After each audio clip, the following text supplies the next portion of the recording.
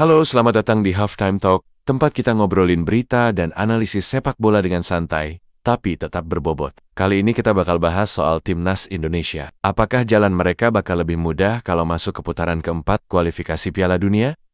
Yuk, kita kupas tuntas. Seperti yang kita tahu, Timnas Indonesia sedang berjuang di putaran ketiga kualifikasi Piala Dunia. Kalau kita lolos ke putaran keempat, kita akan menghadapi tim-tim terbaik di Asia yang juga mengejar tiket ke Piala Dunia. Di putaran keempat, hanya ada 18 tim terbaik Asia yang terbagi dalam 3 grup. Tim yang finish di peringkat pertama dan kedua dari setiap grup akan langsung lolos ke Piala Dunia. Sementara, tim peringkat ketiga dan keempat masih harus bersaing di babak playoff Asia untuk mendapatkan kesempatan lolos.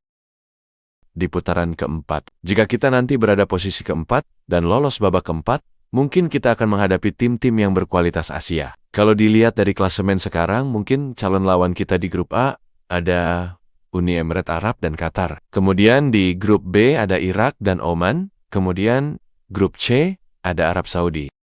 Secara historis, tim-tim ini punya pengalaman lebih matang dan kualitas pemain yang superior dibanding Indonesia. Jadi, jelas ini bukan jalan yang mudah. Tim-tim besar ini juga memiliki kedalaman skuad yang lebih baik, strategi yang sudah teruji, dan pengalaman menghadapi tekanan di kompetisi tinggi. Faktor lain seperti kelelahan, cedera, dan mentalitas juga akan berperan besar di tahap ini. Namun, bukan berarti kita nggak punya peluang. Kita sudah lihat bagaimana Indonesia berkembang pesat di bawah asuhan Patrick Kluivert. Para pemain kita juga makin banyak yang berkarir di luar negeri, terutama di Eropa dan Asia. Ini bisa meningkatkan level permainan kita. Kita juga punya pemain-pemain diaspora yang bisa menjadi kekuatan tambahan untuk menghadapi lawan berat. Dukungan supporter yang luar biasa juga bisa jadi motivasi tambahan untuk para pemain di lapangan.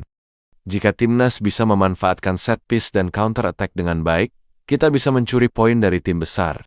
Kalau mau bersaing di putaran keempat, ada beberapa hal yang harus kita lakukan. Pertama, tim harus punya pemain cadangan yang kualitasnya setara dengan starter. Kedua, bermain tanpa rasa takut melawan tim besar adalah kunci.